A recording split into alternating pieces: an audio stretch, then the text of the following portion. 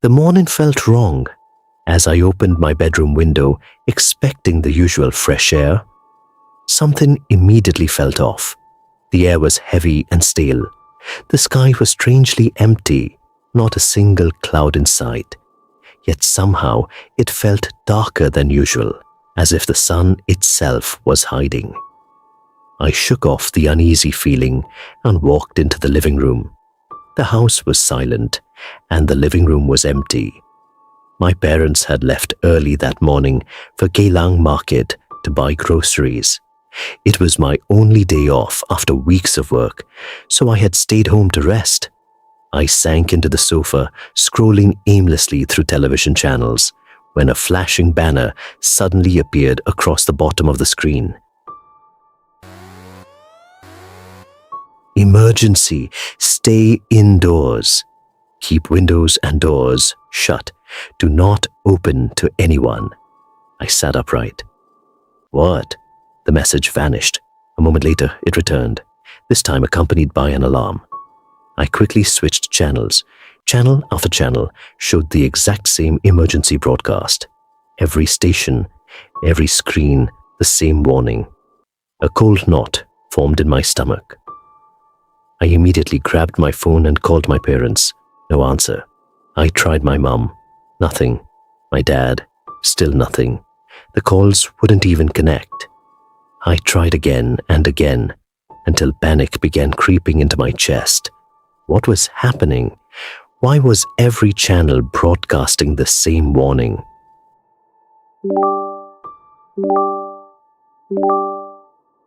My WhatsApp notifications suddenly exploded with messages. Friends, colleagues, neighbors. Everyone was asking the same questions. What's going on? Is this real? Has anyone heard anything? No one had any answers. Then suddenly, my phone screen froze. The WhatsApp chats disappeared. The apps vanished. The entire display turned bright red. Black words filled the screen. Emergency. Stay indoors. Keep windows and doors shut. Do not open to anyone. The same warning. My phone was completely locked. No messages, no internet, no calls, nothing. I stared at the screen in disbelief. My parents still hadn't returned home. Should I go and look for them? The answer came immediately. Of course I should. If I were missing, they would search every corner of Singapore for me. The problem was, I had no idea how to get to Geylang Market on my own. My dad always drove us there. I had never taken public transport to that market before. Instinctively, I unlocked my phone to book a grab. Then reality hit. The emergency warning still covered the screen. The phone was useless. For the first time in years, I felt completely helpless. I paced around the living room. How was I supposed to find my parents? How was I supposed to contact anyone? How was I even supposed to know what was happening outside? Then a thought struck me. Maybe we still had one of those old street directories. You know, those giant map books people used before smartphones existed. My dad never threw anything away. If it existed, it would be somewhere inside our bomb shelter. I rushed to the storeroom and pulled open the heavy door. The sight almost made me laugh. Boxes, old electronics, broken fans, stacks of newspapers, random items collected over decades. The place was packed from floor to ceiling. Finding a street directory in there would be like searching for a needle in a haystack.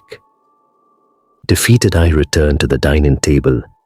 My hands trembled slightly. My leg bounced uncontrollably beneath the chair. Every minute that passed made my anxiety worse. Where were my parents? Were they safe? And why was the entire country suddenly being told to lock themselves indoors? Lost in my thoughts, I was startled by voices coming from outside. People were talking. Lots of people. I froze. The emergency warning echoed in my mind.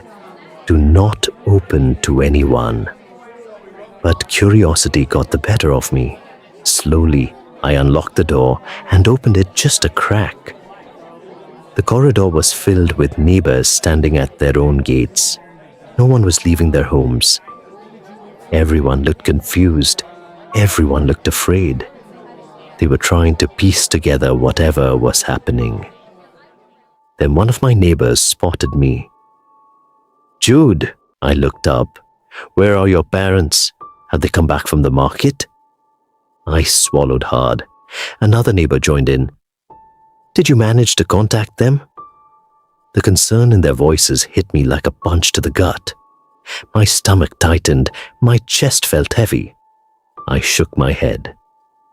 "No, Auntie, I can't reach them at all." My voice cracked. "I want to go and find them, but I don't even know how to get to the market. My phone isn't working, and I can't book a car."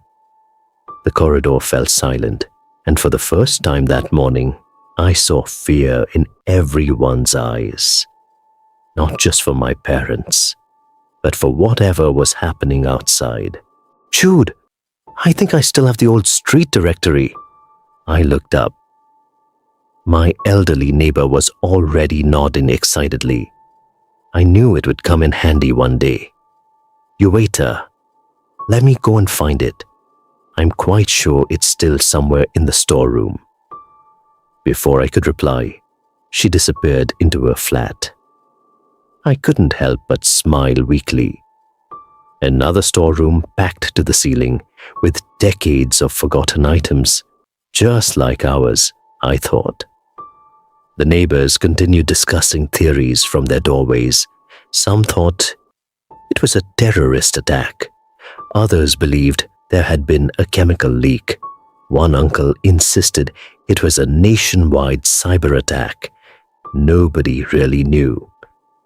I quietly slipped back into my flat and closed the door behind me.